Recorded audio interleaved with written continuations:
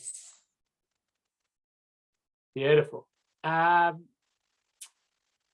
So we've talked about pedestrians and we've talked about passenger vehicles and we've talked about heavy vehicles as well. Jamie took you through a bit about heavy vehicles. So we've got to now consider the two-wheeled road users. So cyclists and motorcyclists, occasionally they have three wheels, but we generally call them powered two-wheelers for motorcycles, or just people who ride bikes is the term that we are told we should be using for cyclists, people who ride bikes. So we're going to talk about their considerations, and what we want to do is we want to look at what are some of the requirements for cyclists for safe travel, and where would we find technical information for cycle paths, shared paths, cycling facilities, and different, as in cycling facilities on the road or crossing roads. And then, of course, we hone it into what are some of the common things you might find as a road safety auditor when you're thinking about the safety of people who ride bikes. Not to say we're going to cover everything, and you've got to always just be thinking about each road user and possible issues, and some basic terminology around cycling. So these are some requirements or some things that are generally thought about for cyclists. So we've got the separation, clear sight lines, spaced ride, smooth surface, speed maintenance. Now, I'll show you how that sort of links in with safety. I mean, it's often thought about with cycling infrastructure as more attractiveness and just a better experience for riding, but it also has some safety elements to it, as does connectivity and information, warning, informing, guiding, and the like. So a pretty easy sort of thing is to think like a cyclist. Now, that's going to be easier for some of you than others. Some of you, I will imagine, are very frequent cyclists, and some of you may have cycled in the past. But if you do sort of imagine you're traveling along in that lane or in that cycle facility, and just sort of imagining, am I, feeling safe here? What if somebody turned in front of me? What if they opened their doors here? You're getting that sort of real, what's it like as a cyclist? Now, I'll show you later that sometimes you actually just go out and ride the route, or maybe you're doing a cyclist-specific audit and you're definitely riding the route then. But even if you don't ride the route, you should, in your mind, at least think like a cyclist.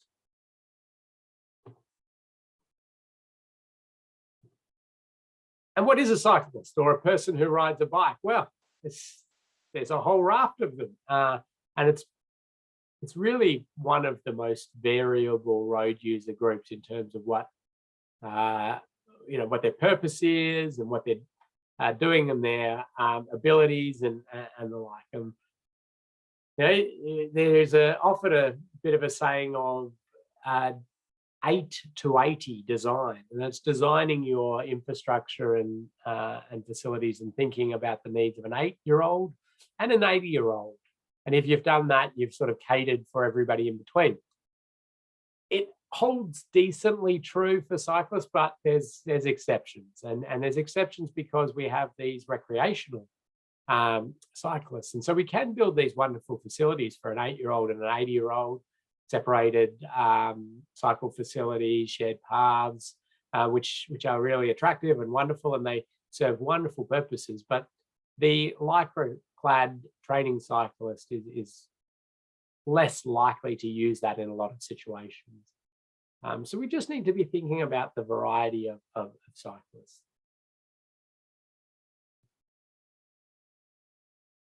Now, I talked about pedestrians, and there is some pedestrian sort of consolidated information, but not a huge amount.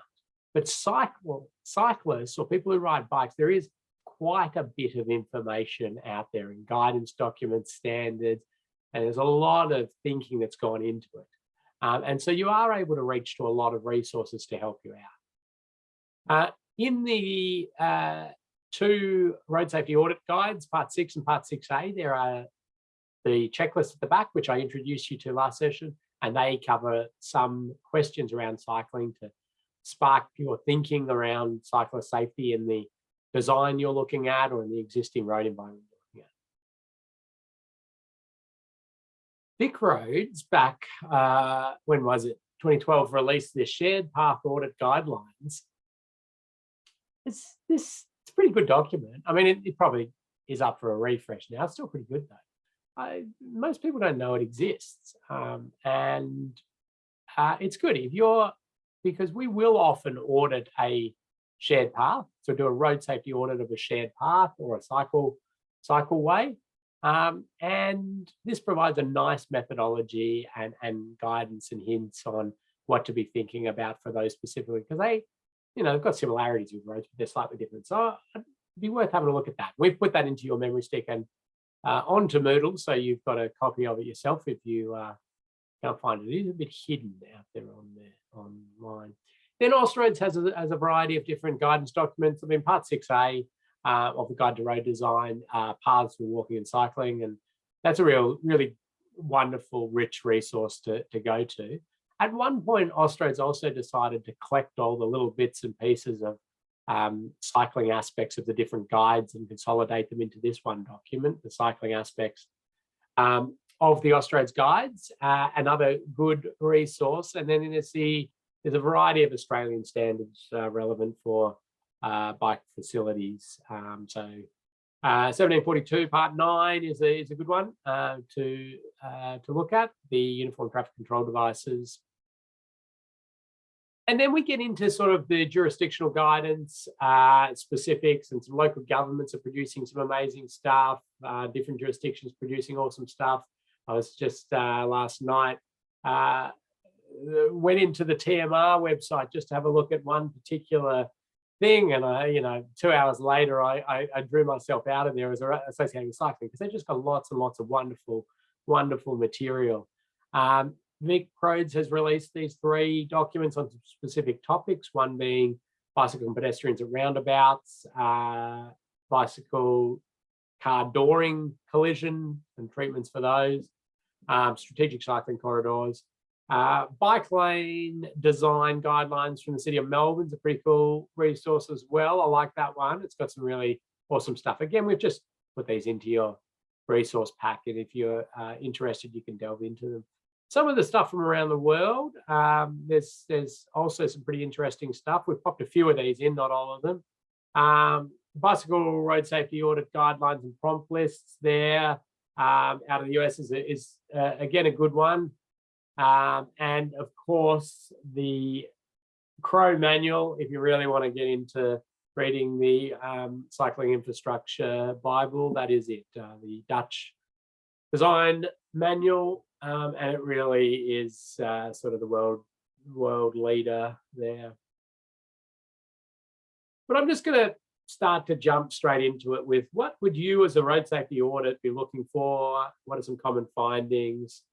And the first one I pop up here is longitudinal grates. Okay. And now, these are more likely to be appearing on the existing road network. But what we do find is a lot of designs will be altering something, maybe adding bits and pieces, encouraging cycling or the like. And there are existing longitudinal grates that haven't been upgraded, and they really present that hazard for a rider that's going to fall into the grate. Their wheel goes in and they'll come off. And we can get smallish ones like this. There can be larger ones in some road environments out there, and of course they're going to present a significant issue for cyclists. Now, this is an interesting one. I've done 2 expert witness legal cases on this exact issue, one on the public road network and one in a private development, and both were successful for the injured party because of the fact that it is such an obvious safety issue for a cyclist. And In both cases, there were alterations done that were somewhat encouraging cyclists. The development one was much clearer. I mean, the big shopping centre installing big bike racks, bike facilities, and great, trying to encourage people to ride. Through the massive sway of car park that there is, paddocks of car park. But they're encouraging, and then they're advertising, trying to get more cyclists. Yet the only direct path there takes cyclists right over some longitudinal grades in the middle of their car park. So, the message being, as an auditor, we want to be picking these things up. Certainly, if you're managing a road network, you should be having in place systems to review and look for these like real classic style issues, because when I'm expert witnessing that and being questioned on it, so well, I've been running the road safety audit course for a long time, and one of the first slides I show is a longitudinal grade when I'm talking about issues for cyclists. This is not a issue people don't know about. This is 101 for cyclist safety with features on the road. It's a common finding. Another, I suppose, less common finding potentially, but it is a common finding. We're seeing more and more jobs adding facilities for cyclists along a route, green painted conflict points, adding cycle storage boxes at the front of signalised intersections, different bits and pieces like that. This is an interesting one down Blythe Street, just near our offices around the corner there, Sydney Road. And the design's basically putting these things in, and they're going to add a bike storage box at the front. So that's the area where the cyclists come up along, and then they get to store there. And so when the lights go, they're nice and ahead and in front, and the traffic can see them, and off they go. The issue with this one is just when you're out there auditing and you watch the phasing of the lights, and the right turn goes, but they also give a left turn arrow there. So then what we're really creating is a situation where the cyclists may sort of come up here and use a bit of their space, and then we're going to have cars coming up here that want to turn left, and they've got a green arrow, but the cyclist wants to go straight, and we've got a sort of road rage issue there, I suppose, and potentially a safety issue. Now, these are really interesting ones as a road safety auditor. I find them extremely interesting in how do I risk rate that?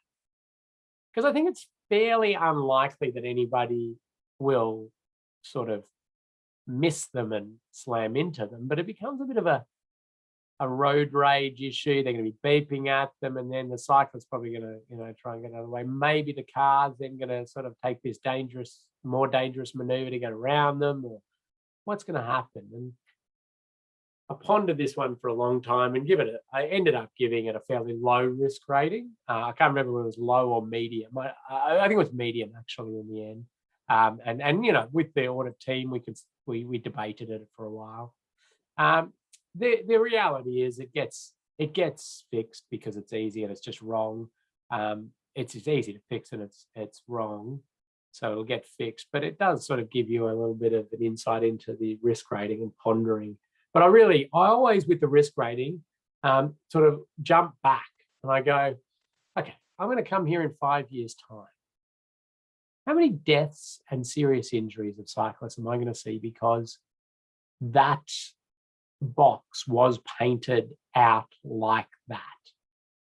And I'll sort of go, I can't imagine there's going to be more than maybe one in that time. And then when you go back to how much, what sort of risk rating that would then produce, you can see why I've sort of marked it down as a risk that's a bit lower. But you look at it and you go, it's wrong. And then you imagine, you go, oh my God, this is going to happen all the time. But, the reality is not, people are fairly clued on. And it's like, I'm not saying it's not a risk, but we just need to be careful with what we rank as intolerable risk, high risk or low risk. And we really do say that intolerable for some pretty bad situations. Now, this is, I forget what we've got for quizzes here, Max. I've got a, this is not one I think that pops up, because I've got a little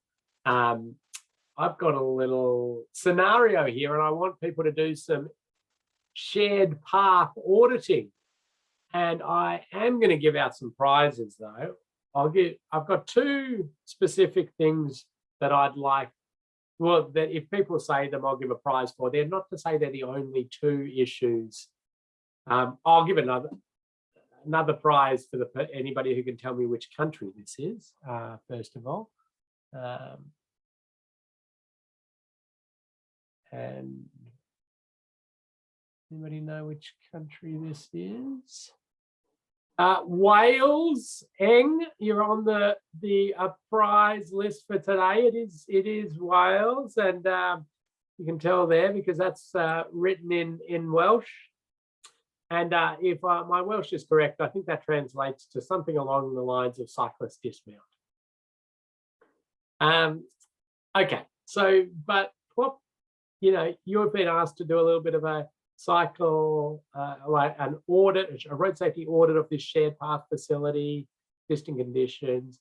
I've just given you a snippet of it. You don't know a lot, but pop in right into the chat a few of the things that you might have as concerns here as a road safety auditor. That's good. I'm seeing some come in nicely. Very good, very good. A lot of people pointing out the sight lines of the fence, and that's a very good one. That's right. I mean, we've got a high fence here, we've got the road, so that's a very good one. Alam has pointed out the longitudinal grate. Well done. I just told you all about longitudinal grates. And hey presto, one appears right there, which is not a longitudinal grade if you're on the road, but it is certainly is if you are if you're riding on the bike path part of it. Some other really good points in there, starting to question the cyclist dismount sign. I really like that. People saying, well, what's its use? I mean, others have picked the issue that they're obviously telling cyclists to dismount for because they don't have sight lines and they don't have priority. But yeah, I think there's a couple of really interesting ones there. Now, the cyclist dismount sign to me is just the indication that you haven't got your project right. And you see this sort of height of ridiculousness occasionally with cyclist dismount signs. There's something like this, where we know that cyclists are not going to be dismounting every little side point they get to, are they? I mean, this is sort of the traffic engineers' response of, oh, well, we'll put the cycle. So what I want you to take out of that is that we as road safety auditors are not looking like if everybody was to do exactly what the sign says, but we take a realistic approach to it. We say cyclists aren't going to stop here. They're not going to dismount. They're not going to walk across the road. What should we be suggesting? And here we do have some options, and I like to see that's coming in already in the chat there, where we've got people talking about, well, and I saw it come in from one person, why not have the path have priority? Now, we don't know this road environment. We don't know the volumes and those sorts of things. But gone are really the days of where you must give the road priority. No, we could certainly have priority across here. We could even do some lovely like raise this up, and wow, what a beautiful facility we could be creating. Continue that through, maybe paint it a nice color, and we've got really a wonderful facility. I'd still be a little bit concerned about the sightlines if I was doing this. And so ideally we'd be putting back the fence there, even pulling it back. And a few other really good comments coming in there. The tactiles, are they going to be slippery? Are they going to be an issue for a cyclist? Maybe. They're important for the DDA compliance and those. And, you know, some signage things to think about, lighting as well. I'll show you some paths continuing with priority across roads a little bit later on. And I think it's again, another one which is really taking off in our industry. Road safety audit here, example of one. We won't read it in detail, but it is again associated with you know, the audit team, and I was out there with the audit team. We were pondering this. There's a recently built subdivision.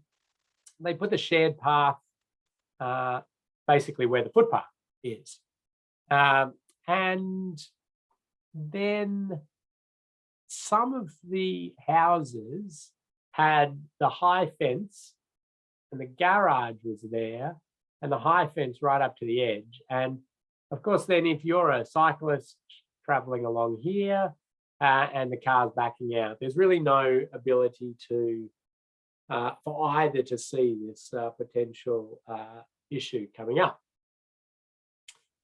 And so you'll see there, you know, we're saying consider measures to open up sight lines, and it could be, you know, the cutting down of the fence here, as we talked about, having a lower panel fence there. Ideally, you know, this would not, you know, this would have been away and it would have been separated, but that's, you know, ideally if you get there at the design stages would happen. This was a post-opening road safety audit. So sometimes it's gone, the opportunity, and maybe you would say that would be ideal, but here are some other options for you to do. This became an interesting one. The safe system energy tolerance was quite an intense debate amongst the audit team on this one, and we ended up going with intolerable.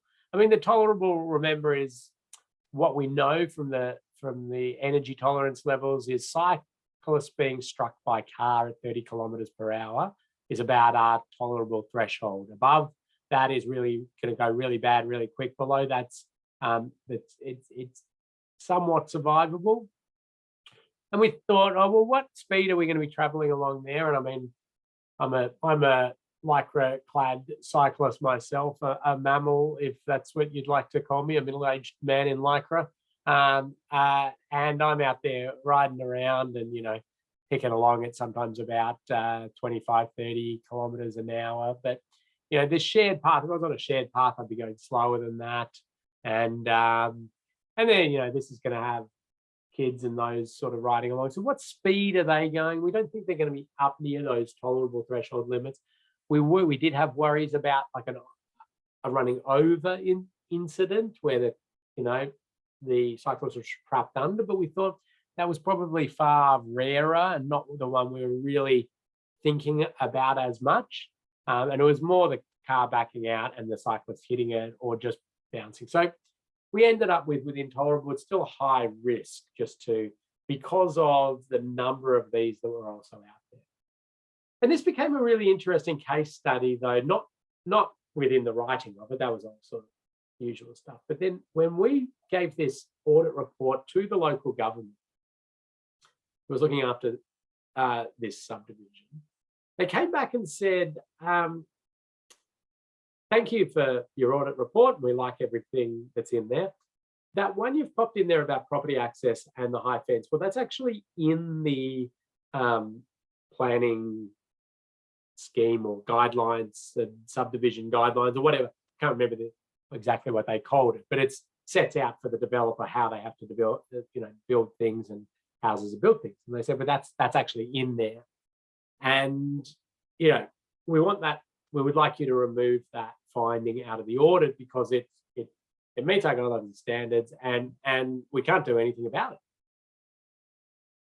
it. This is where you get an interesting point. And we say, well, I'm sorry, we believe it's an issue, and it's got to stay there in our audit report. And then, you get the interesting, and you'll probably get this as an auditor when you're out there. You get the interesting one of, we're your client, we're paying you to do this to help us, and this is not helping us. This is going to cause all sorts of trouble. And you say, well, I'm sorry, that's we see it as an issue, and we think something should be done about it. And then yes, and so you will find this, and you have to sort of stick to your guns, and you're trying to help them. We were trying to give them lots of recommendations on different ways that it could be rectified and the like, but they wanted it out of the audit report. And it is, believe me, not the only time in my career that I've been told to remove things out of audit reports for one reason or another. In fact, it happens far more than I'd like. And yeah, anyway, haven't got any more audits from that council since, but they have changed their whatever these guidelines are, and they had to go through and actually pay for themselves to have these turned into cut downs, and it caused them trouble. And in the end, that's if you're going to get an audit, if you want to improve road safety, yeah, some of them might be annoying. Max, were there any questions at this point? Yeah, some good discussion there about whether a council, for instance, would actually have the authority to force a resident to change their fence height in that situation. And I suppose that's what you were. Yeah, no, well, they did. I mean, they'd approved it. They'd signed it off. They'd given it. So they had to go in, I think, and negotiate with them. And that's why they were so adamant not to have this as an audit finding. Yeah, I'm like, just because it's inconvenient and annoying for you doesn't make it not a road safety issue. Anyway, it was a fascinating little case study.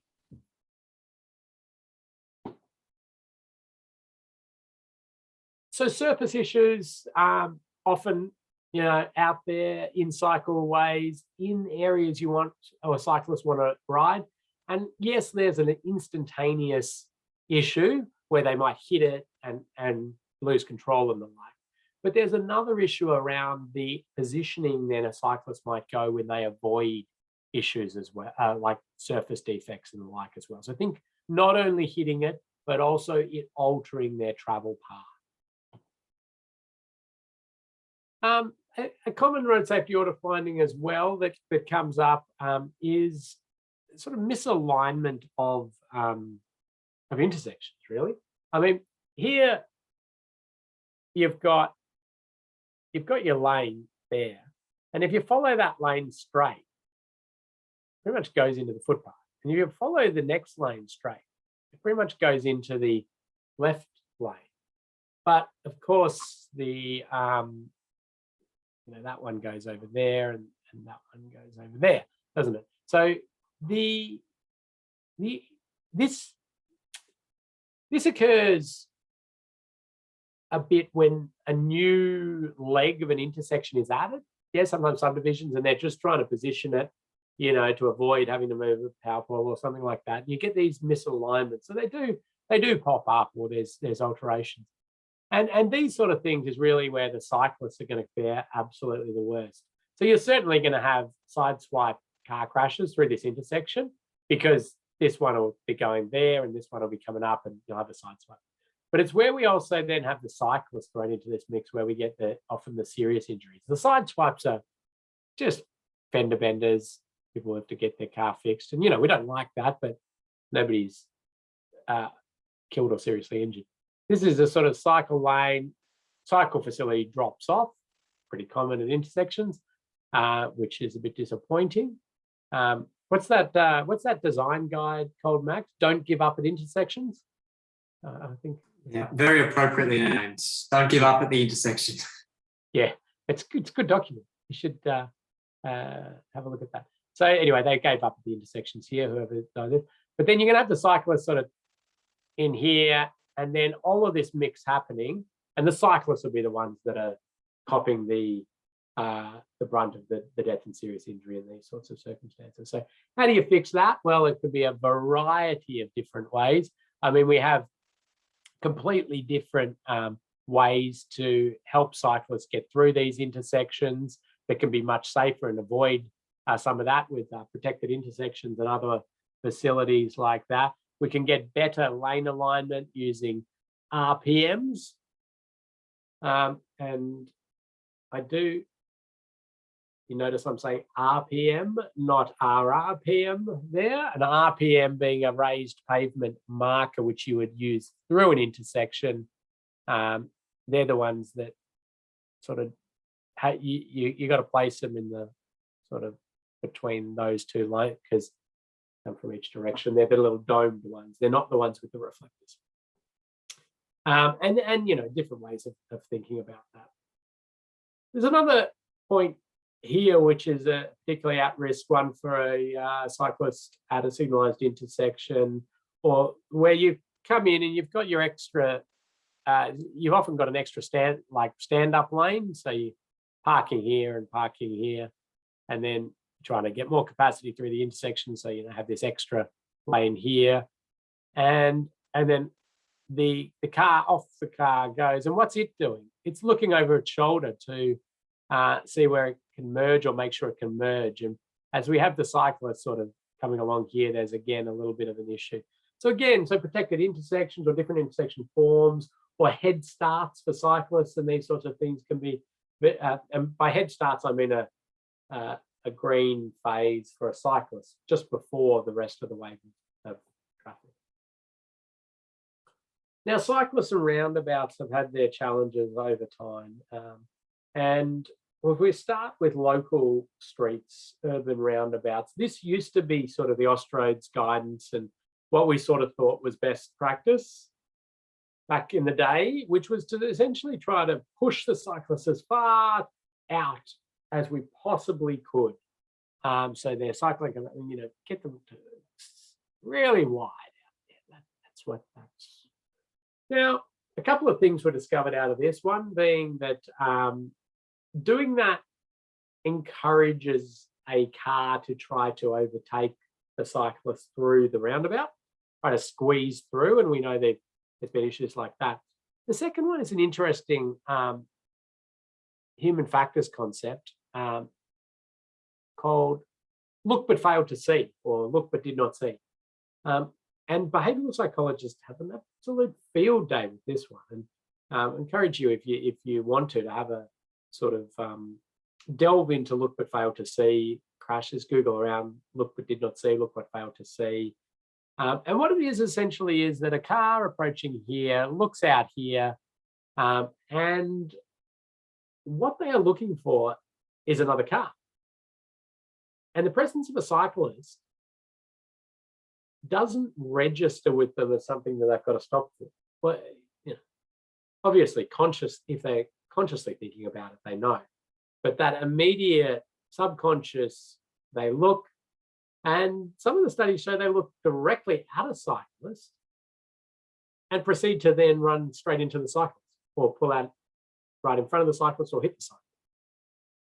And then they go into all sorts of psychology aspects of threat, threat theory. The cyclist is not a threat, so it takes longer to process that idea that you still have to do something. Anyway, what did seem to get discovered though is the positioning played a part in that, and positioning them wide even more enhanced the look but failed to see. Positioning them closer into the middle where the expectation is had a bit more benefit. So Austroads sort of re-altered guidance to go to say, no, what we actually want cyclists to do at these urban roundabouts now is to claim the lane. And so the cyclists will be coming along here. To move into the middle is a better spot for vehicles to identify, to react. And it also, to claim the lane, to not encourage anybody to try to squeeze past. And so that seems to be, a proven safer way to treat these roundabouts. I mean, are you going to send your 8-year-old to claim the lane off a four-wheel drive or truck or car bearing along? Probably not.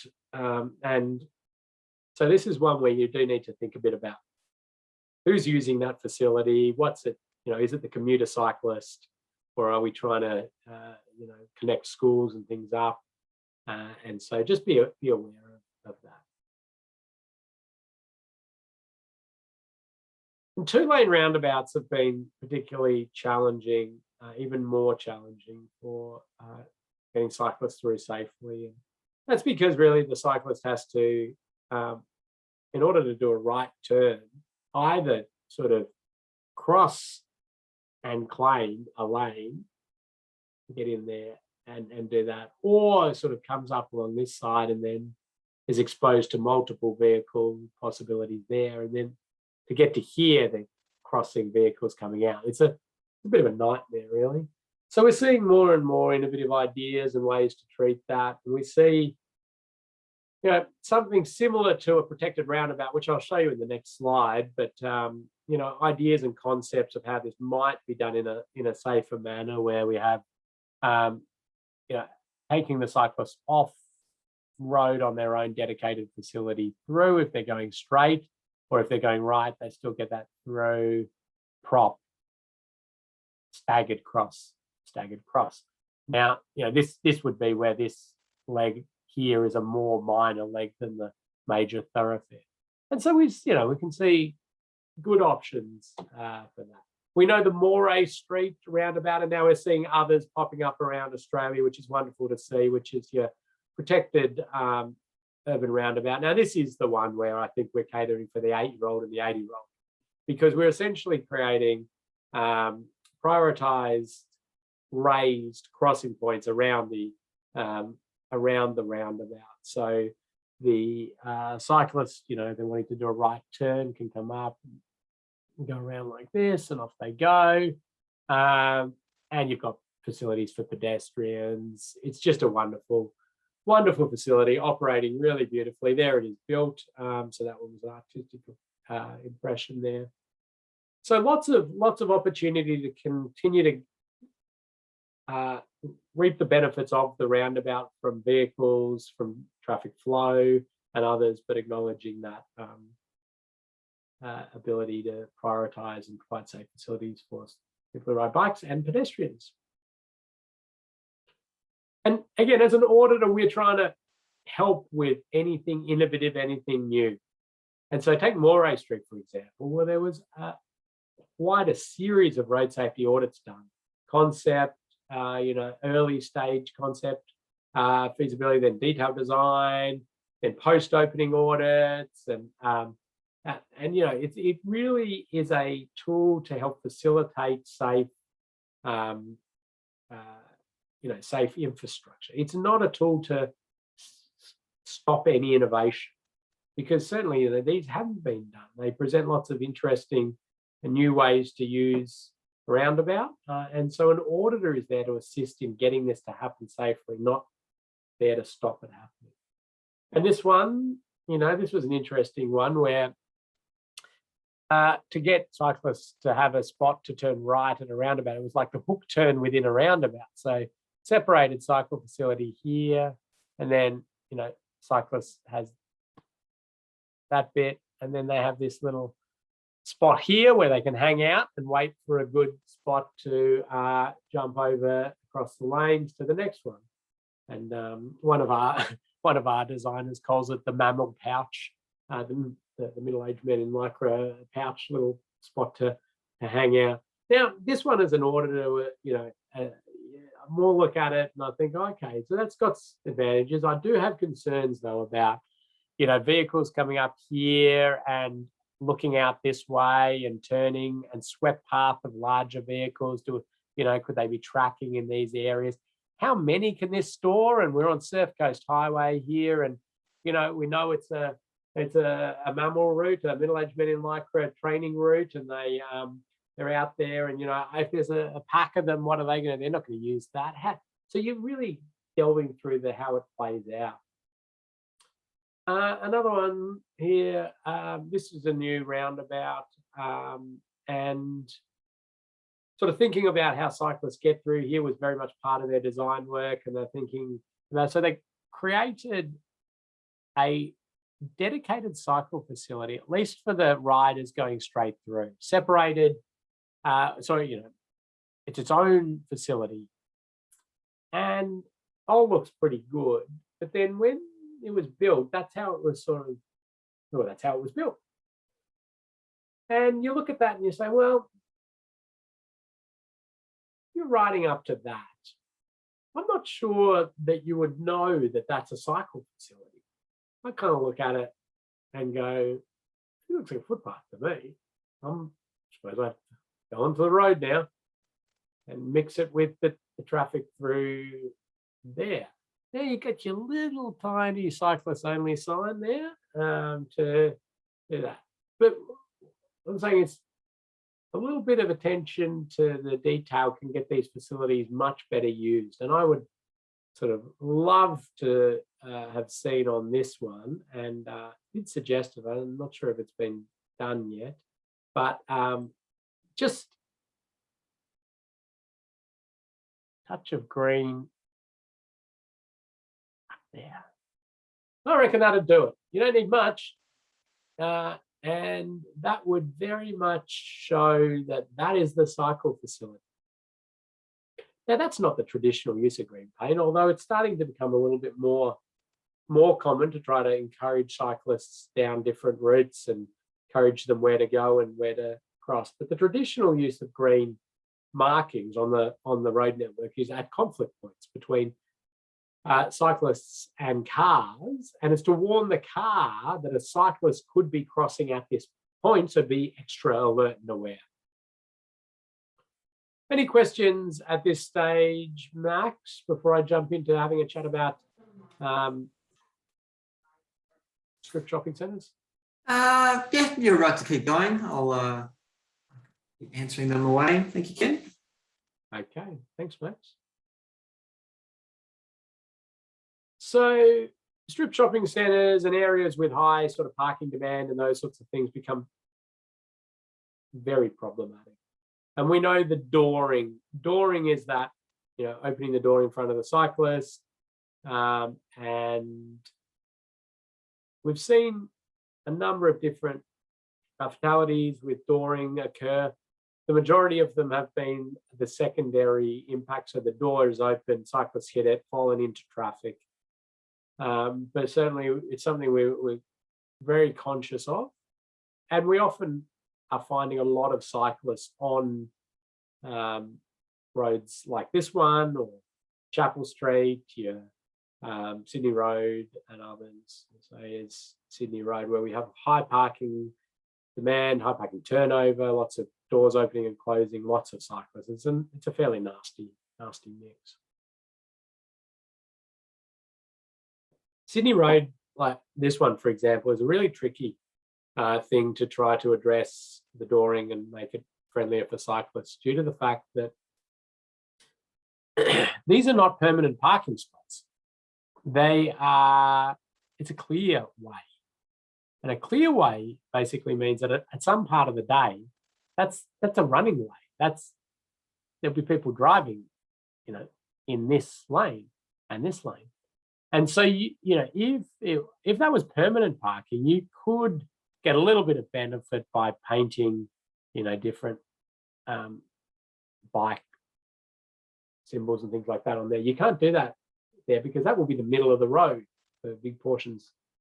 Middle of the lane for portions of the day. There's an example where you can do it for permanent parking where it's not used as a running lane. But really, we need to be thinking about some fundamental shifts in our cross sections, the way we design these. And we're starting to see more and more of it with these style protected lanes, Copenhagen style lanes for bike riders, especially commuter bike riders. And we know that they work fairly well. But as a road safety auditor, some of the things you'd want to be very aware of with these are the vehicles turning in. And really, sight lines get blocked by vehicles, and cyclists are subject to some crashes like that, vehicles coming out and propping, pedestrians and tripping, drainage. And the drainage may or may not be a road safety issue, and you'd have to have a look at that. Also thinking about the operations of it, if these are cafes and things, how people going to unload their goods? Are they going to put them all into the cycle lane and things? And is that going to cause, are they going to cause road safety issues?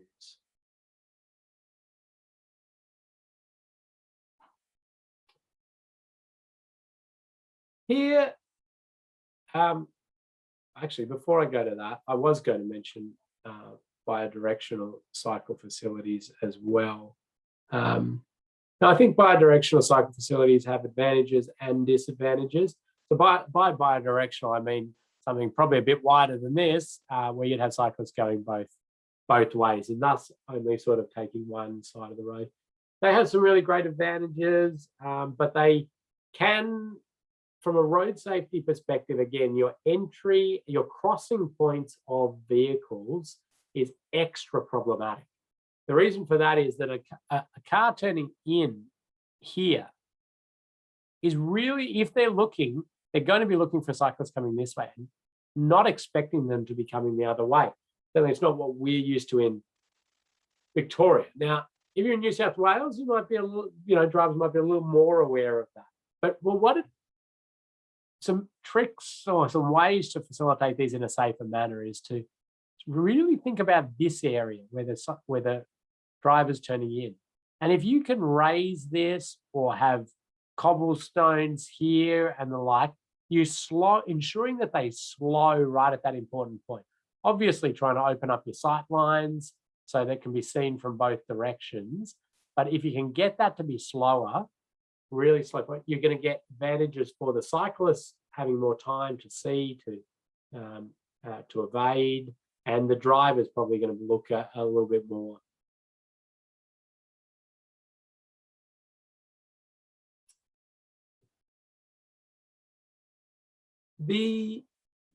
I said I'd mention continuous sort of giving the shared path priority.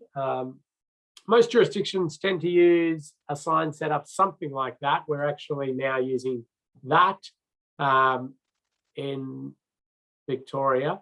And what you're essentially doing here is creating an intersection, a road-to-road intersection, where this road has priority. This road just happens to be a shared path. Okay, so if you think about it like that, that explains a bit about the signage, doesn't it? Because it's like you're on the non-priority leg of an intersection, just happens to be a shared path. And there's one sort of at a mid-block location, shared path goes through, driver comes up, gives way, any vehicles. One of the local governments in Melbourne was jumping up and down saying that it's not a legal sign to have to give way to pedestrians because it doesn't have the walking feet symbol. I don't think that is the case in my reading of it, because you've marked it clearly as another road. And so my analogy to that would be, if it was a shared zone, if that was an actual road and it was a shared zone and you're approaching it, you still give way signs, and you have to give way to, you would have to give way to anybody walking along there as well. That's an aside. That's what the cyclists will see, continuous and raised, and it's really quite a nice setting. But one thing I do want you to do if you're ever auditing one of these is don't look at this one in isolation. Look at the adjoining ones as well. And what we find, and I was actually on this cycling facility, is that there are a few of these in a row, and then the third one, the priority switched. But as a cyclist, you're sort of riding along there. It's just priority, priority, priority, priority, and then you are meant to have given way. It wasn't that obvious and clear.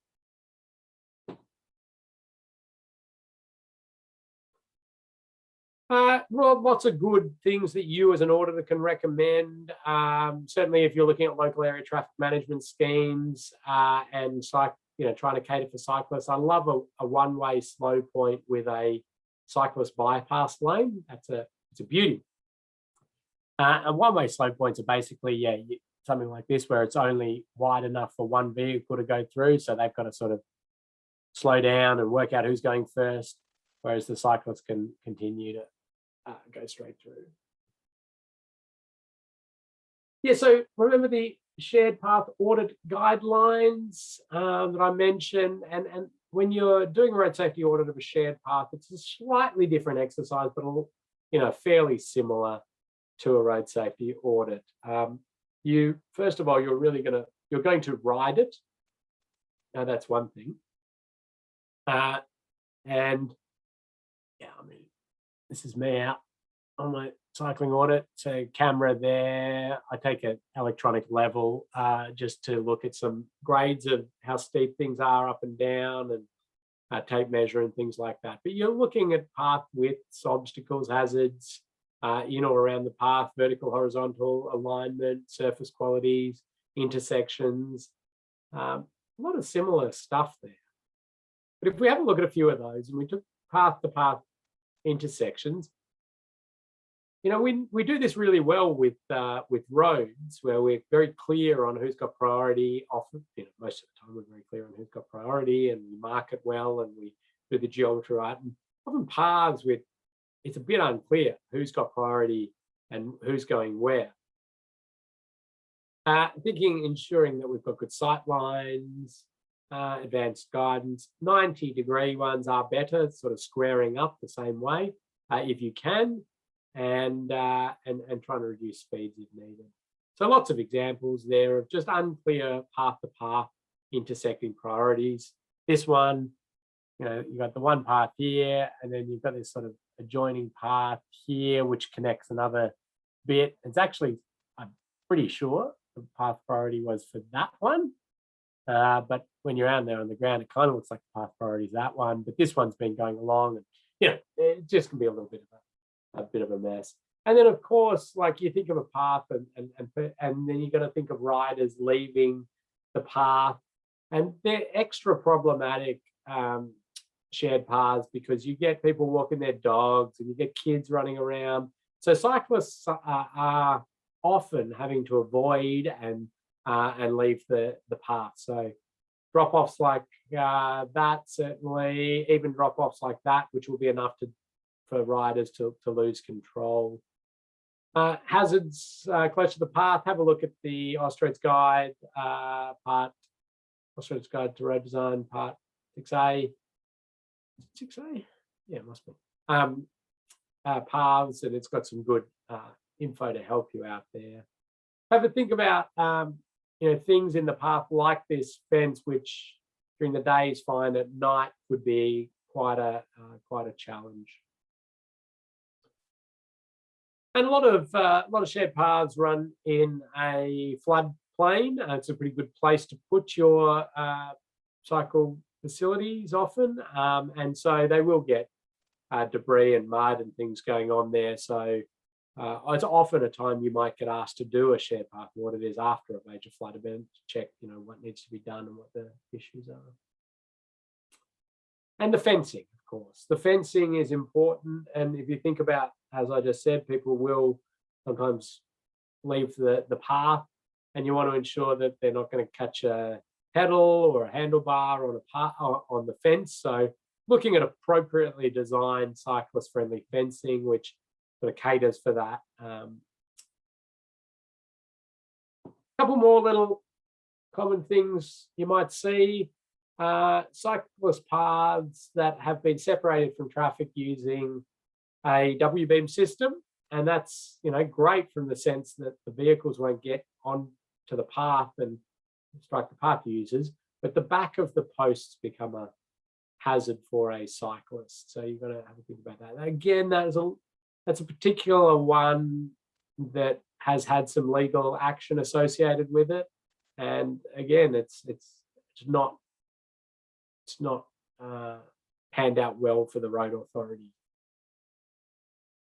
So you can put another rail on the back of your guardrail. There's certainly nowadays back-to-back flexible W-beam systems that are pretty good And that's a pretty nice, nice outcome there. Have a thinking about at night. We don't like to put anything in a path to stop cyclists like this. I know sometimes we need to stop vehicles getting into areas, but a little bit of design thinking around. I mean, this one's got the chain, and somebody's put a plastic bag around it to try and warn other cyclists probably at night that there's a chain there. So we need to think about that. This one, I think, is actually a pretty decent way to deal with a hazard in the path. Ideally, of course, we would not have the cable stay in the middle of the path, and we'd have it somewhere else. But if unavoidable, they've done some nice things here. They've gone flexible bollards, so those are sort of spring based. They've gone delineators, retroreflective delineators on it. They've done marking to on the approach to it. So it's a decent. I think it's a decent approach.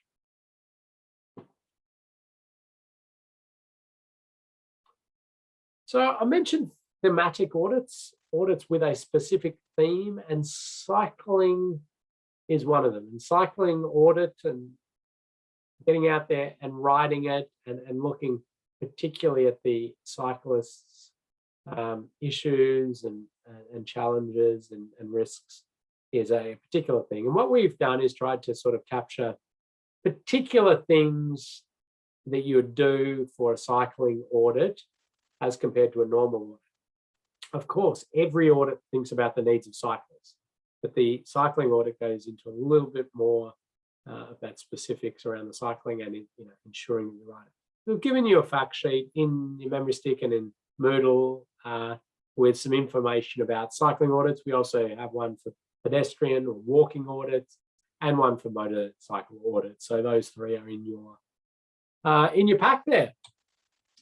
Time for a quick quiz, I think, Max, and then we're going to jump over to our other two-wheeled friends. But what do you say, Max? Should we do quiz and stretch and little break all in one? That's a good idea. Okay, let me launch today's poll. Okay. So question number 1. Which of the following is not a common cyclist requirement in infrastructure?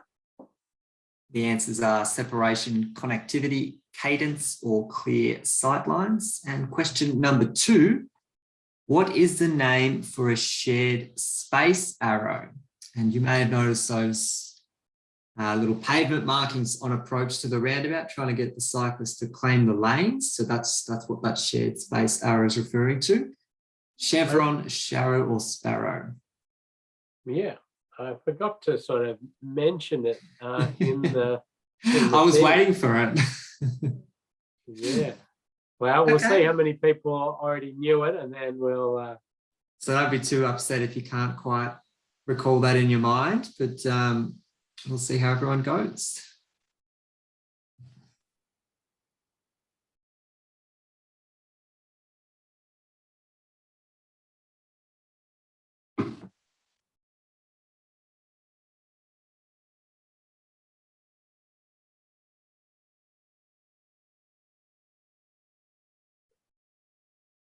And have a little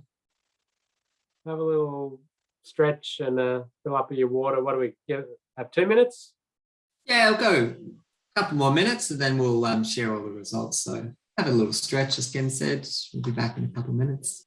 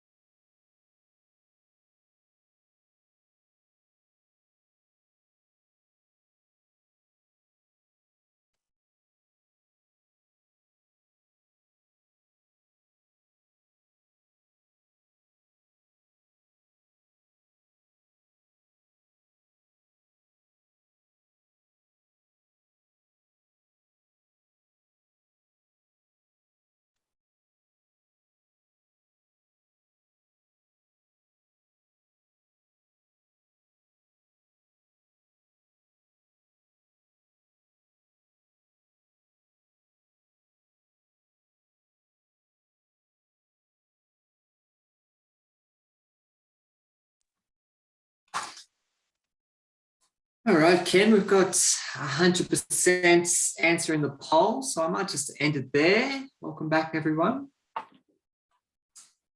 I will share the results with everybody. So which of the following is not a common cyclist requirement in infrastructure? And we've got 83% saying cadence. Yep. Sounds right? Yes. Cadence is a bike term, but it's not a infrastructure bike term. Not infrastructure. Good. And the trick question for today, what is the name for a shared space arrow? Good to see that 62% managed to pick that one up. It is called a sharrow. So that's correct. Very good. Excellent. Back to you, Ken. Thanks, Max. I probably should have changed over my slides in that little break, because we're going to now talk about another two-wheeled road user. Is this the penny farthing holding another wheel? No, the motorcyclists. So I'll go through a similar little thing with motorcycles. It'll be a bit quicker, a little less info, because I need to give it a bit of time to explain your audit that you're going to be doing. So by the end of this one, requirements for motorcyclists for safe travel, some technical info you can read up on motorcycle infrastructure for motorcycle safety, and audit findings and some terminology. So generally, motorcyclists are seen as about 20 to 30 times more likely to be killed or seriously injured per kilometre travelled compared to cars. And the vulnerability is probably obvious due to the fact that they don't have any protection, they are smaller, and they are inherently unstable. And it's quite a mix. But we do have a responsibility to ensure that we're doing the best job we can to try to create infrastructure that does the best job possible in reducing risk for motorcyclists. And a number of jurisdictions have got onto this, and we see the Making Roads motorcycle friendly documents have something that'll likely be available in your jurisdiction. So you can see there New South Wales, Victoria's one, and New Zealand. Queensland's got one as well. So they are really just looking at what are the specific aspects of infrastructure that has bigger impact for motorcycle safety. And I'm going to take you through some of those. But as a auditor, here's my little 5 themes to think about for motorcycle safety: sight, surface, signs, strike, and speed. Signs, surface, sight, surface, signs, strike, speed. I'll take you through each of those individually to explain a little about them. Strike means anything you can hit, which has had to be made into an S word to fit with that. All right, prize, just recollecting back, what is the formula for risk? I've got a dodgeball quote there. Amanda, likelihood times severity. Likelihood times severity. Yep, we'll take it. Well done, Amanda. Can you give the dodgeball quote a prize, please, too, Max? That made me laugh. The way to Ken's heart. Yeah. Probability times consequence, or likelihood times severity. I see some of you, or likelihood times consequence. But yeah, that's right. So what's the chance bad thing's going to happen?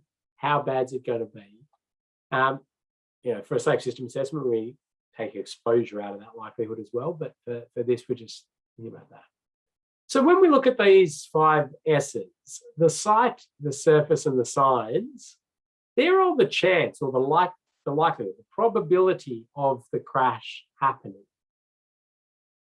And if we can get all those right, we lessen the chance the crash will happen. The strike is the severity of the crash. How bad is that crash going to be? And speed. Speed is magical in road safety, because it impacts both the chance of the crash and how bad it's going to be.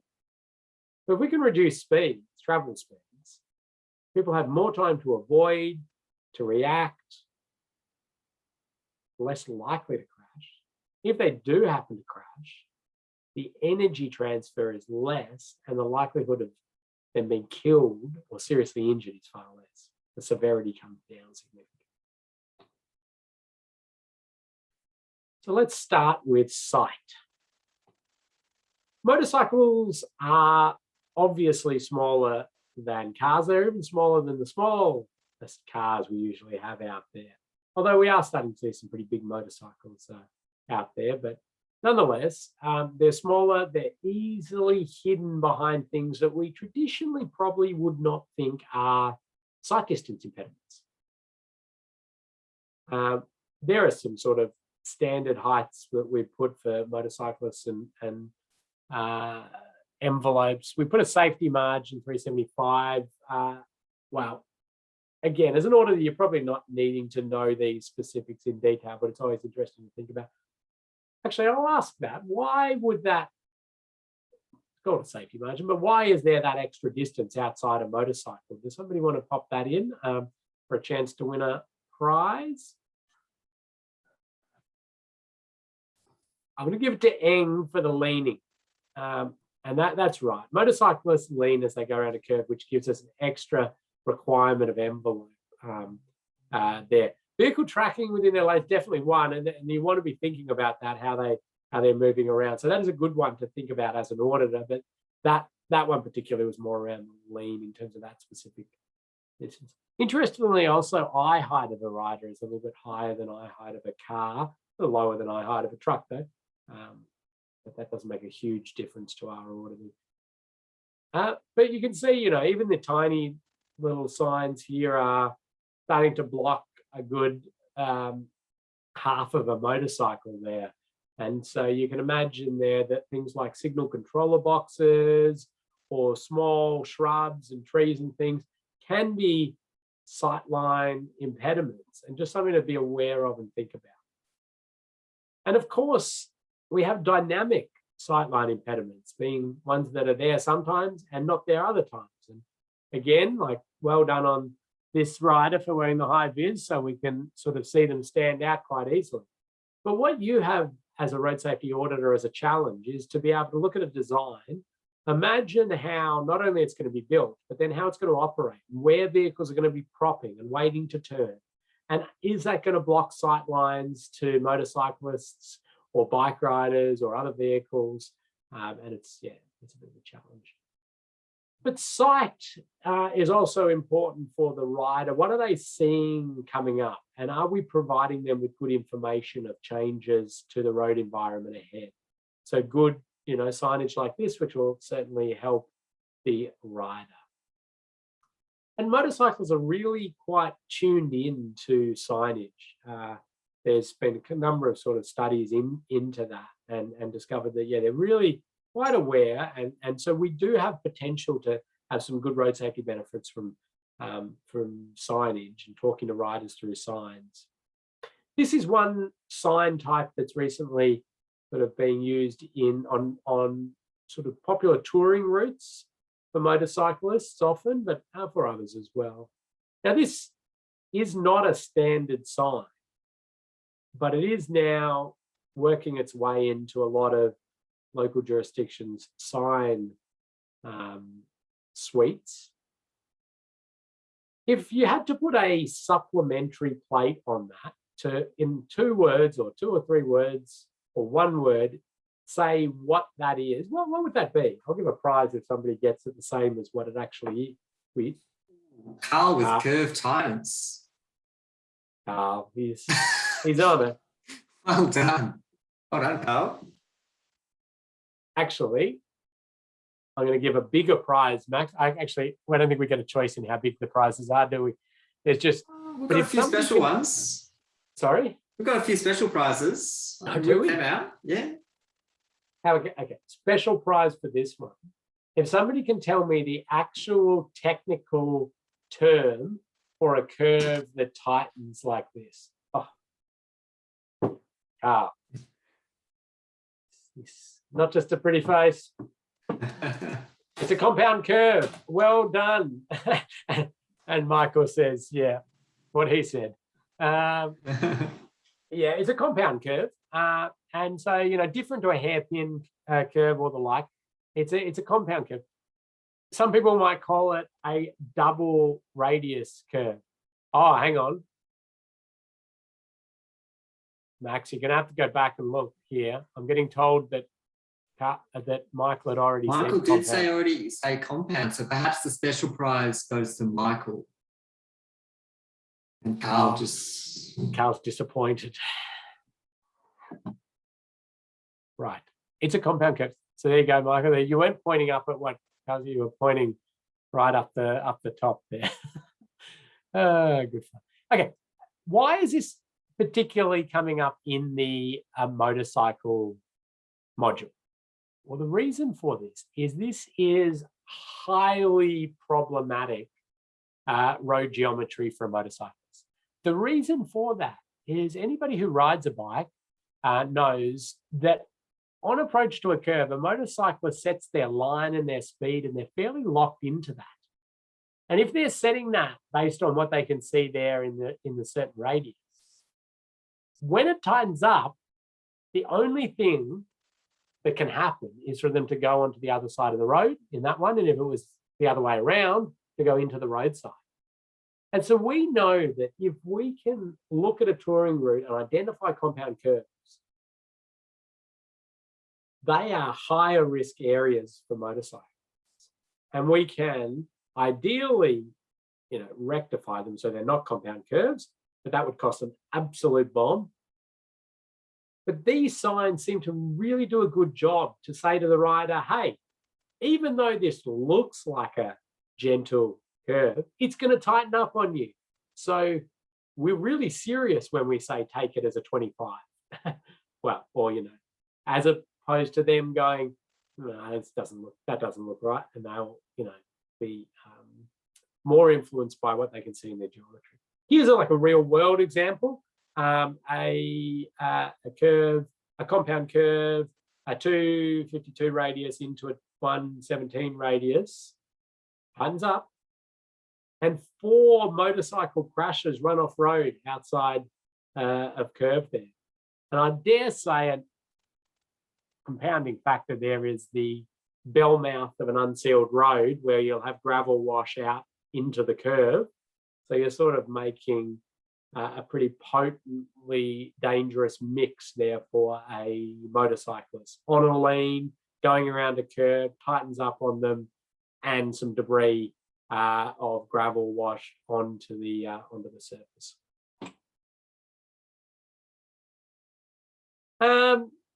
So keep clears present an interesting challenge, especially for motorcyclists, also for cyclists and cars as well, but motorcyclists seem to fare really badly on this one. Now, so vehicle 1 turning, vehicle 2 coming up here at speed because I've got a clear run through. Which do you think is more commonly the motorcyclists, 1 or 2? I won't give a prize for this. You can just have a guess.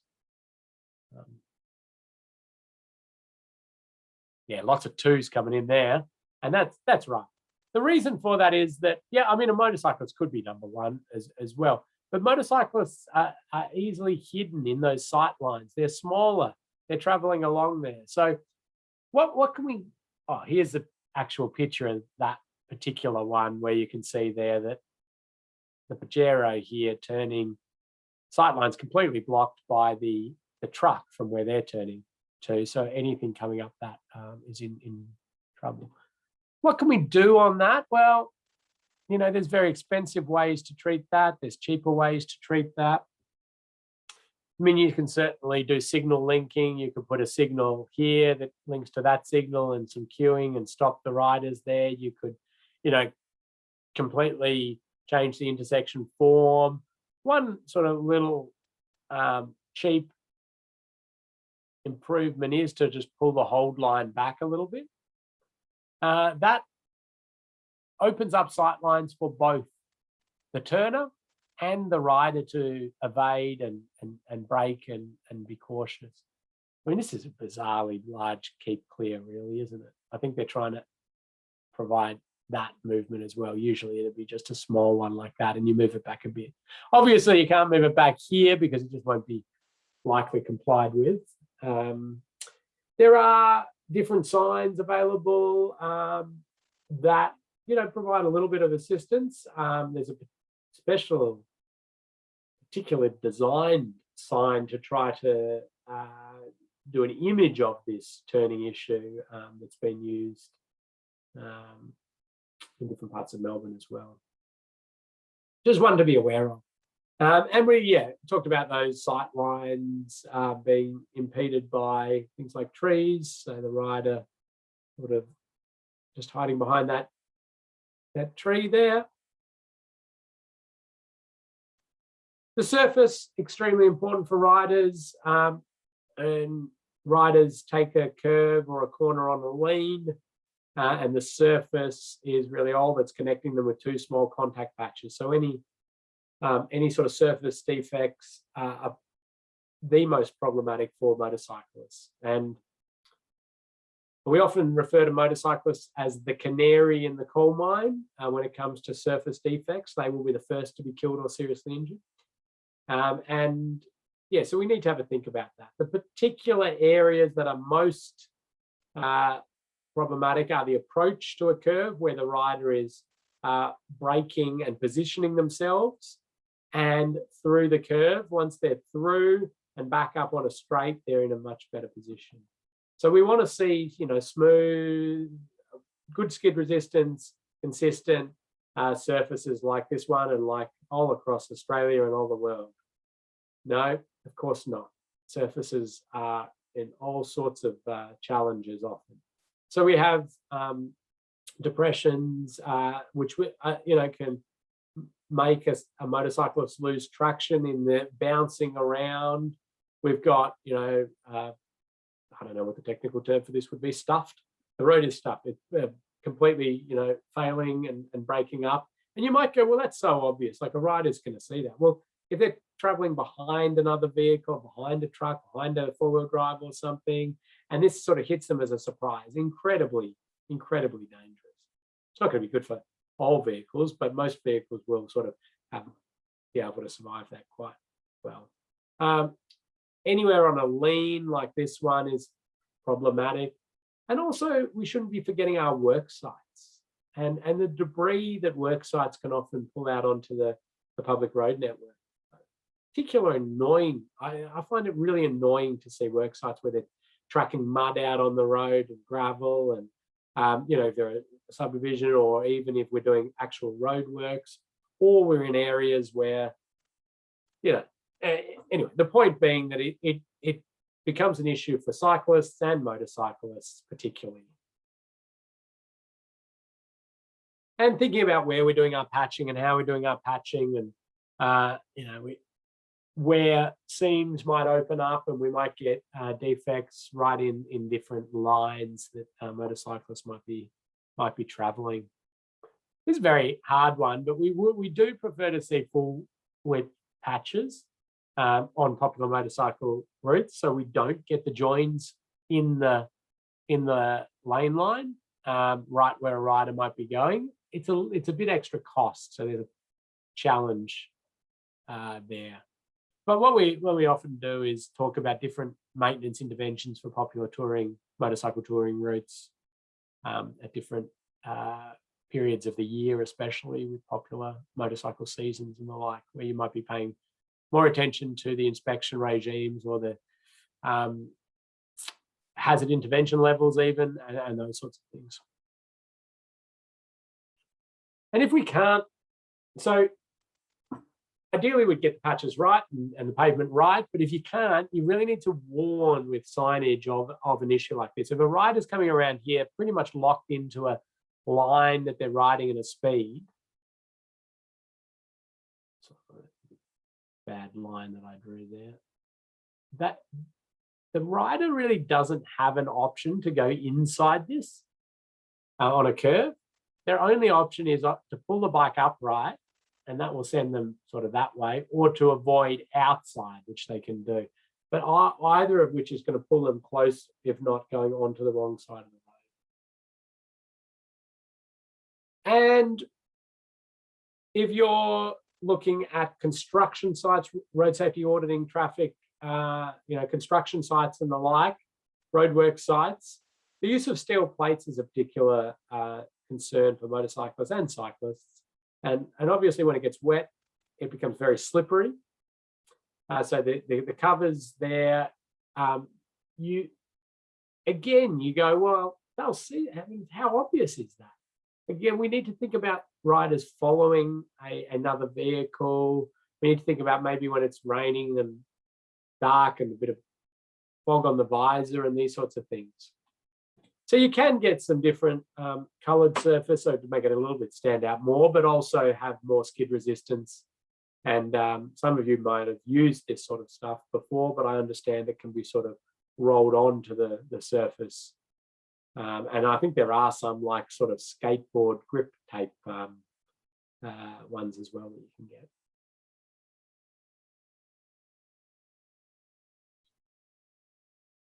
So I talked about anywhere a rider is leaning or braking, important that we provide really good surface conditions there. In a roundabout, for example, and this is one that comes up a bit. You probably get given a design of a roundabout at some point in your auditing career, proposing a new roundabout, and the services are annoying, and so they're actually just leaving some service access points, service pit lids and things in the circulating carriageway. And obviously that's not ideal. And as an auditor, you kind of want to be pointing out that should not be in the circulating carriageway, and motorcycles are particularly one road user that are not going to fare well in that scenario.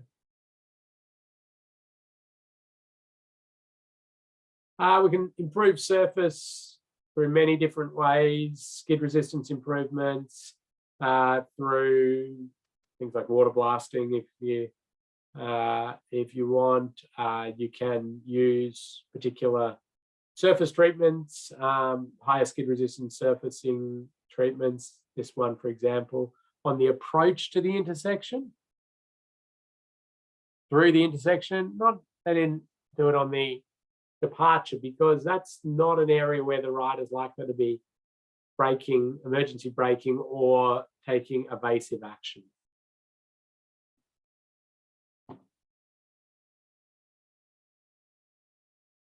And if we can seal and provide a sealed surface right up to barrier's edge, we're in a better position. A rider that maybe comes in here a little bit hot, a little bit going a little fast, drops into the unsealed bit, they're sort of straight onto the barrier system. And I'll talk about barriers and motorcyclists shortly.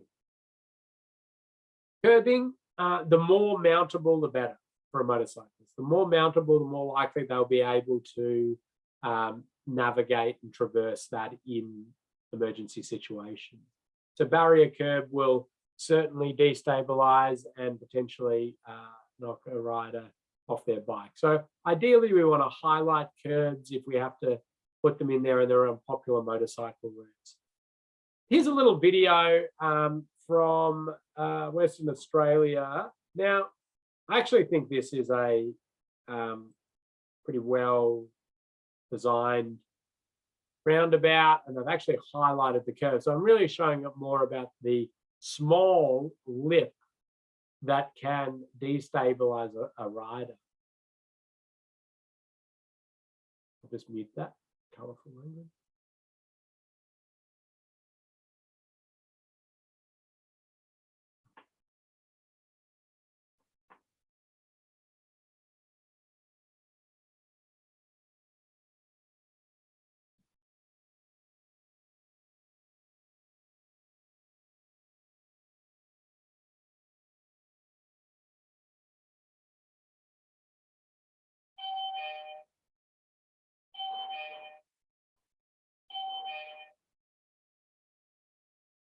Okay, so what did they actually hit there? Does anybody know that?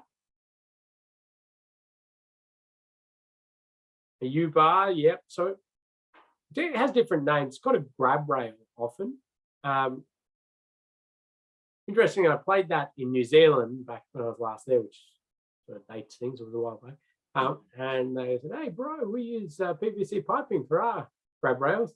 And that'll just break away when the motorcycle hits it. I thought it was quite good there. Anyway, that's just a little aside. Thermoplastic line marking, painting big bits of paint on the road surface is something you will encounter as a road safety auditor. You know, in design, and somebody's designing it up that way or existing conditions. It seems to be at some point, like often for me, it's an overshoot intersection that they've got a trouble with people not stopping at the intersection, and so they tend to come up with an idea, a bit of painting a big stop sign on the right at that point of the intersection, or a big give way or something like that. So it's really clear. The thing though is that is right in a position where a rider needs the best traction, because if they too have somehow been a little bit fooled by the road environment, they approach it, oh, we're going to brake really hard, really suddenly, we've just put a potential skidding area where they will slip and go into the intersection.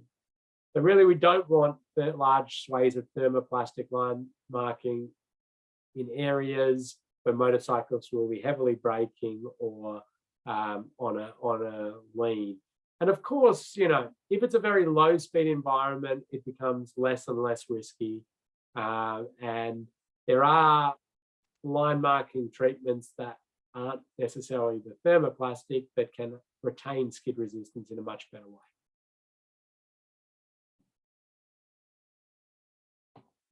So signs provide good warning. Here's your classic motorcycle warning sign, which you would then put supplementary plates to explain what the issue is coming up for a motorcycle. It's not just necessarily a skid resistance issue. It could be other issues, but this is just your highlight to motorcyclists. There's an issue coming up. And you can see there are a variety of them used for different circumstances. They are all surface related ones there. But any sort of good signage, motorcycles will be quite aware of and quite attuned to. I'm not sure if there's another quiz there, Max, before I jump into another S, which is strike, but let me double check. We do have another quiz. Shall we launch it, Ken? Have we got time? No. Don't even know why I asked. Fair enough. Sorry. Sorry to get your hopes up, guys. Here's a little diagram that I got a graduate to do at one point, quite a while back now, which was a whole heap of motorcycle crashes on popular motorcycle routes, and just analysing where they go in crashes on curves. And I mean, it's kind of obvious, but motorcyclists go to the outside of the curve, 70 to 80% to the outside of the curve. Now you might think, oh, well, that's bloody obvious. Well, actually, a car crashes on curves are more of a 50-50 inside to outside. That might surprise a lot of you. The reason for that is overcorrection. So a car will often go in too fast, or be asleep, and they'll drift out and then wake up and overcorrect and crash in. Whereas a motorcycle doesn't have the overcorrection ability or luxury, right? Anyway, outside of the curve, really important. So we don't really want to see hazards being put on the outside of the curve in this sort of manner on this very popular motorcycle touring route called the Coromandel Loop in New Zealand. Surface issue, outside of curve, and concrete blocks. So obviously going to be quite a hazard for riders. But even our galvanized steel post, the old frangible galvanized steel post, these ones, those ones, those ones, those ones. They're all what we would term frangible, aren't they? Breakaway on impact. But they're not frangible for motorcyclists. They're frangible for cars. That is easily strong enough to kill a motorcyclist. So what we want to do, first of all, is consolidate and look to minimize signage and only put it where we really need it. We also probably want to think about the sign face as well, and its sort of knife blade if it's running parallel to traffic. So a motorcyclist coming up here, I don't know, maybe a car's coming out here, they've had their sight lines blocked by this sign, which probably is not necessary at all. But they come out here, the motorcyclist avoids and hits the pole, but maybe also the knife edge of the metal sign as well. So we've got a pretty nasty sort of situation there. Could these signs have been consolidated maybe to one in the middle, lessen the chance there? Or could we have used some flexible sign ranges? There's different bits and pieces out there. This one seems to work pretty well on low mount, very low mount signs. It's compressed rubber, one that sort of bounces back up. We're certainly working at the moment. We've got a federal government grant just to finalise our one at the moment, which is one that gets retrofitted to an existing sign, like this one, where you can slice it off and put your product in that then shears and at motorcycle tolerance, but also holds the wind load. So yeah, we're working on that. But these are available. These ones are currently available. There's different products out there for low mount stuff. So something to think about. Motorcyclists lean going around a corner or a curve, as I said. So just be aware of how close your furniture is to edge. I mean, this will be taken out by truck before a motorcyclist, I'm sure, but just have a think about that. And there's a staged photo for you of a motorcyclist leaning as they go around the curve.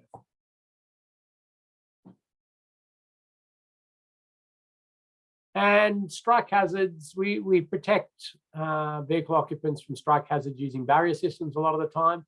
Barrier systems are designed for passenger vehicles or trucks.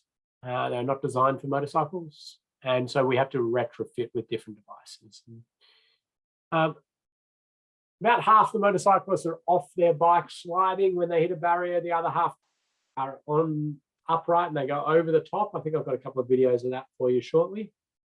But we have underrun protection as one possible way to rectify or to lessen the risk there. And you can certainly imagine sliding along at 80 kilometers an hour or 70 kilometers an hour. You wouldn't want to hit one of those posts. It would be friendlier to hit that and slide along. It wouldn't be great, but it is something at least.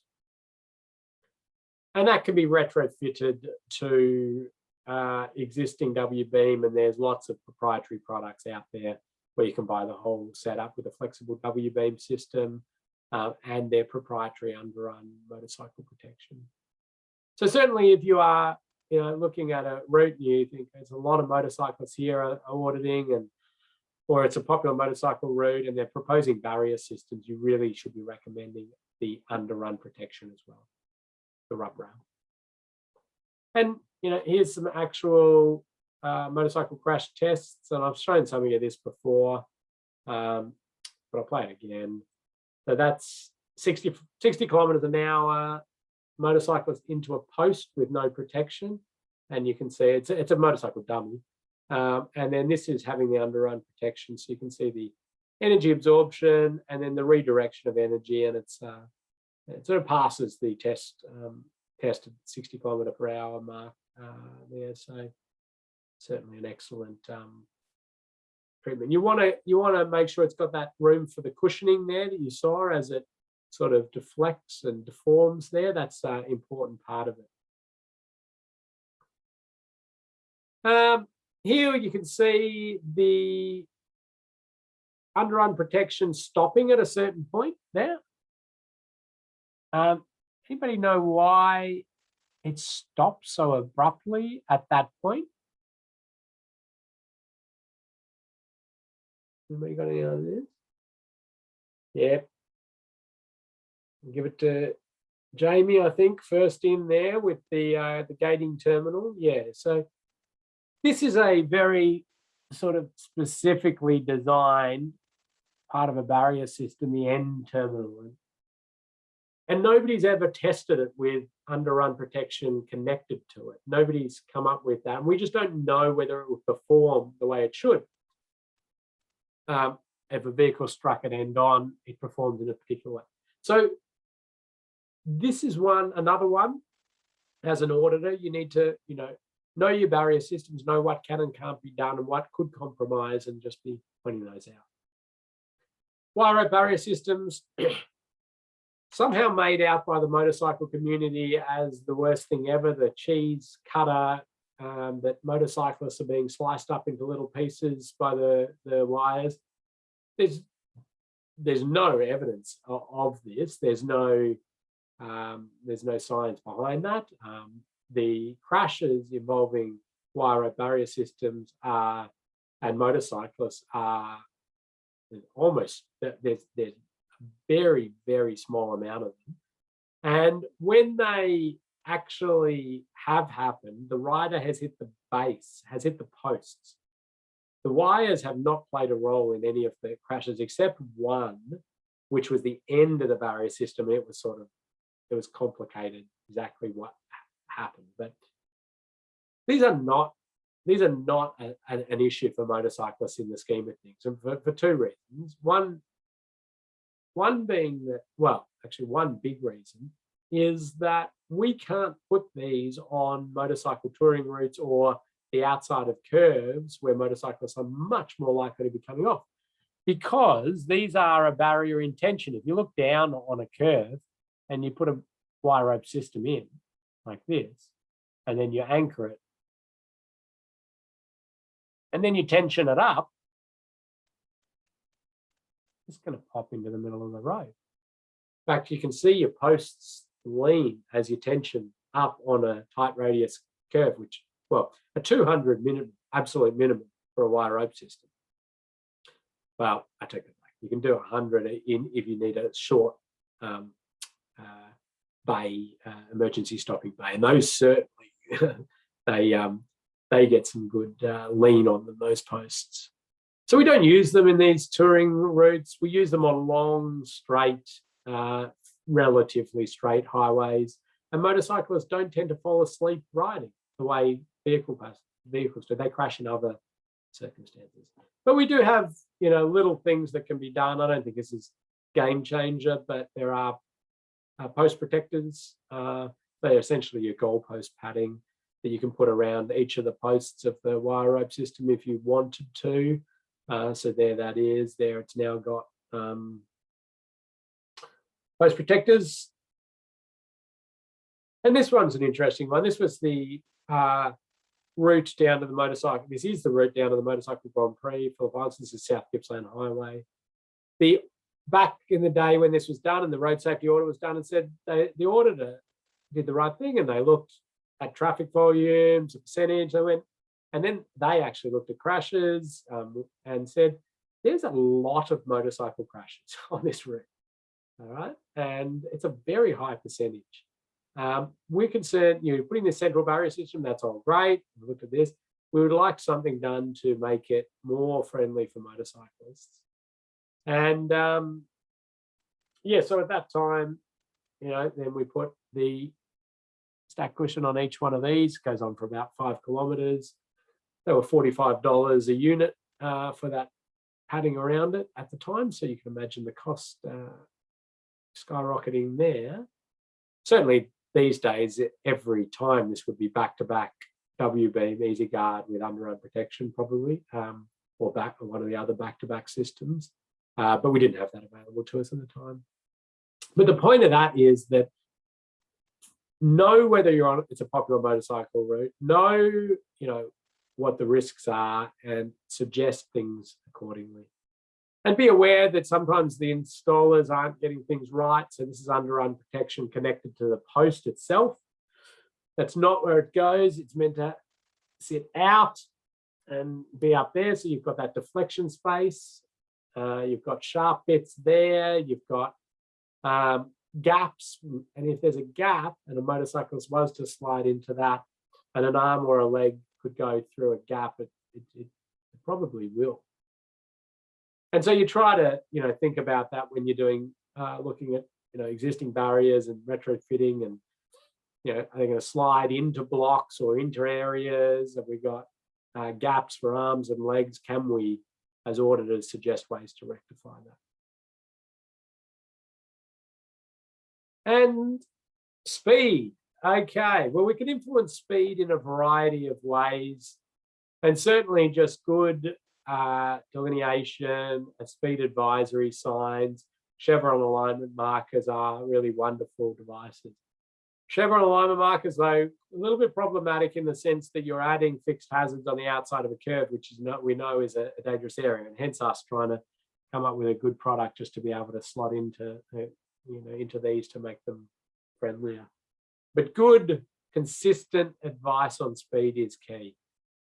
Consistency is key. I'm not particularly concerned whether a rider actually follows a 35 around this curve or not, but as long as the next one they come to that's 35 is the same as this one, it's the same as the other 35 back there, then we've got consistency and we're doing a lot of our job there. And motorcycle audits are those thematic audits, and they're where you really have a rider and the rider's out the front and they're mic'd up and they talk to a trailing car and you video it all and you get lots of good information about the route, and you write it up similar to a normal audit. But here you can see Wendy riding, commenting on stuff she's seeing, and where the auditors are in the back and talking about, the back of those posts are exposed, and so if a rider, if somebody changed lane on the rider there, they'd be into something pretty nasty there.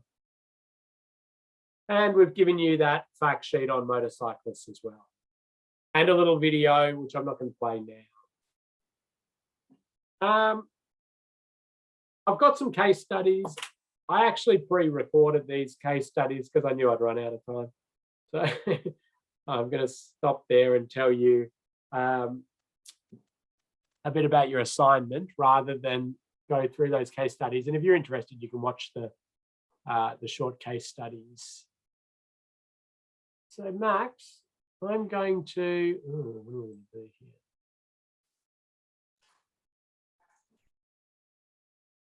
Just going to jump into Moodle, Max, and show people what they're going to have to do, because we've got to the pointy end of this course. It's exciting parts. But it's all exciting, Ken. We get the high vis. That's right. Okay, so I'll jump back here. So you've got resources here, research assignments, and lots of documents and things. And you've got for each module, you're doing well here, and you've got the quizzes that you've got to be doing. So we've done module 2. We've done module 3. Some of you have already jumped ahead and done your, in there and have uploaded your little writing audit practice from the 360 video. Some of you still to do that. We need that to come in as well, and you've got that quiz to do. This one is the one we've just done, and so you've got a quiz there. Then module 5 doesn't actually have a webinar associated with it. It's just the audit. Now you have to complete this module. And what you've got there is you've got a safe work method statement. We need you to be safe when you go out onto the site. And so we want you to have a look at that. And it's really common sense stuff, like don't go out there intoxicated. Don't park somewhere where you're going to be a danger to others, and these sorts of things. We've selected all the sites because they can be done very safely as long as you're sensible when you go out there and you don't, everything can be done really safe. So you will have to just agree that you have read that and you're not, or agree that you're, you've read that and you're going to follow appropriate protocol. Because you go into there and what you'll see here is, first thing is a Word document, and that's your audit template. I'm going to download that. But you'll also then find your site. And you can see you've got your name will appear. And it could be, so let's have a look at, well, we'll just click on this one and we'll see what comes up. So you click on that and you open it up, and there you go. There's a bit of a very basic design on this one, very conceptual level, closing this off, adding a Z crossing or a Danish offset crossings and line marking. So that's, you will be auditing that. So what you're doing is you're saying, okay, they're going to build that exactly as they've marked it up here. What are the risks that it's going to create, or what risks is it not going to address? So, you know, there'll be lots of different ones, and it should be close to your house or whichever address you gave us. Some of them, well, I should say, if a resident comes out to ask you what you're doing, you're on a training exercise, please don't show them the designs. That's just going to cause trouble. Some of them are real designs. Some of them we've had designers have a quick go at to try to, you know, make alterations, improve things. But certainly, please do not engage with the residents. So what we've given you there then is this audit template. And you are going to change anything that's highlighted yellow. So we've given you one to sort of see what's written, so you can then change it. So you change it to whatever your road is. You change the audit stage. Most of you are at preliminary / concept stage audit. In fact, all of you are. We haven't given anybody a detailed design because it's just too much. It'll take you weeks. We don't want you to do that. We've given you a very light, easy end. So you're going to go through that, pop your name in, write an executive summary at the end, update table of contents and all of this. You've got some standard words. You don't need to update these. These are sort of words you'd be expected to write into an audit, but hey, we wrote them for you and you can use them in the future if you want. Put yourself down as an auditor in training there. We don't want you to do a nighttime inspection, but we want you to go out there during the day. Pre-audit meeting, well, that can be this that we're currently doing now. Pop in you won't be given any safe system assessments or previous audit reports, so you'll write not applicable for that. You can write in the design number if you've got it, design number, who did it, if you've got that information. A little bit of information about what you're doing, where's the audit located, and then you're into the findings. And we want 3 audit findings. Well, we want between 3 and 5. 3 good, well-written findings, and you won't be able to get any more marks by writing more findings, right? In fact, if you write 3 really good ones and then you start writing bad ones, you're probably just going to lose marks. So I'd stick to 3, but I'd get them really good. And I want them written up with the formula in mind. You know, what is the issue? What's the crash that could happen? What are the risk factors? What is the any standards or guidelines that are applicable? And you fill these all out, fill 3 of those out, put your signature in, and you date it. And instead of site photos here, so this usually has site photos, we don't want you to give us site photos. All we want is one selfie, or, you know, set your camera up or whatever, of you on the site in your high-vis vest to show us that you actually went to the site you looked at. Now, why do you go to the site? Well, you're looking at how does this design, what they're planning to alter here, how does that interface with what's existing there? How's this area being used? What are the desire lines? Where are the, oh, okay, you might go, well, the plan doesn't say anything about what's happening with this power pole. That's going to move the lane closer to that. That's going to be, you know, those sorts of bits and pieces. So you really do need to get to the site. But you don't need to give us site photos. Just give us that proof that you went to the site. Now, you do have a couple of weeks to get this done. It's due on the 28th, and it's sort of the final thing that you need to do. We have one more module, which is next Thursday, I think, Max. Thursday, next Thursday. That one is about registering as a road safety auditor. So you're getting your qualifications recognized, getting the certificate recognized, what, road safety audit policies, what councils or state authorities should have in place, who can do what and where and what other jurisdictions do, a bit of that sort of stuff. And then a bit of time for just general answering questions about the audit you're trying to do. So this is going to be a great opportunity. If you've had a good look at it in the week and you go, I don't understand this bit, or I'm not sure about this, when we come to that time, we can give you the ability to unmute yourself. You can ask your question. I can talk it through. We can bring the plan up even. We can talk it through and you can get some good insights. Others will learn from that. And then I've got some other case studies if we have time, but we'll play it by ear. So that's your task. In order to get your certificate, you need to have completed all these things. So if you're lagging behind on the quizzes or the assignments, okay, so be it. But you won't get your certificate until you've completed them all successfully. And our training admin crew start to get more and more pestering of you as you pass well beyond due dates.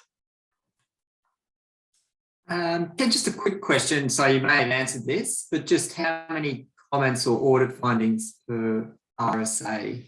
Yeah. So for this training exercise, between 3 and 5, but 3, you have to have 3. You could have up to 5 if you really wanted, but as I say, just give us 3 really good ones. In a real audit, sky's the limit, however many issues you find. Fantastic.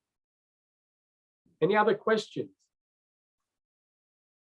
Of course, anybody who is really struggling, please don't sort of sit there in despair and struggling and going, I don't know what I'm doing here. Just get in contact with us. We'll have a one-on-one chat.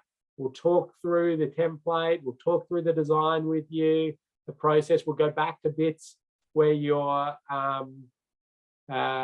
you're having trouble, and we'll help you through all of that. We're here to help. Another one just came in from Jamie. Are we restricted to what's shown in the drawing? Yes, that's what you should be focusing on. So everything that's shown in the concept design. That's your extents, Ken? Yeah. So that's very true. And this is a dilemma as an auditor, because sometimes you know of an issue that's just outside the scope of works, right? Or maybe you've seen it as you were driving to the site. Like, that isn't part of your audit report, but you may, and hopefully you will, as a dedicated road safety professional, alert the road authority to that issue in a separate thing. But you're right, your audit is confined to what you have been presented. That being said, I do also often look at the tie-in. So I'd walk, from outside of the extent in, or drive through the whole site to get a sense of how it fits together. But you're only reporting on the extents of the work that you've been presented. I think just to add to that as well, sometimes if you do go outside the audit extents or the project extents, the project team will come back and say, we're building, a roundabout that's within here, and you're telling us to fix something over there. That's not within my scope. I can't do anything about that anyway. So you've almost, you're better off raising that issue with the local road authority rather than perhaps putting it in a road safety audit. Yeah. And so it's up to you to time this however you want. Whenever you want to get out to the site, you do it. Just do it safely. Follow that SQUIMS. Make sure you're safe. Wear your high-vis vest. Take your photo of you out on site. Have a look at it, and get in contact with us if you have any issues with anything. If the site is hideously inappropriate, like you have to travel a long way or the like, get in contact with us. We can get you another site. But most of them should be close to you. Fantastic. Thanks, everyone. Enjoy your site visits, everyone. Stay safe. Look forward to Thank reviewing you. everything. See ya. See you all. Bye.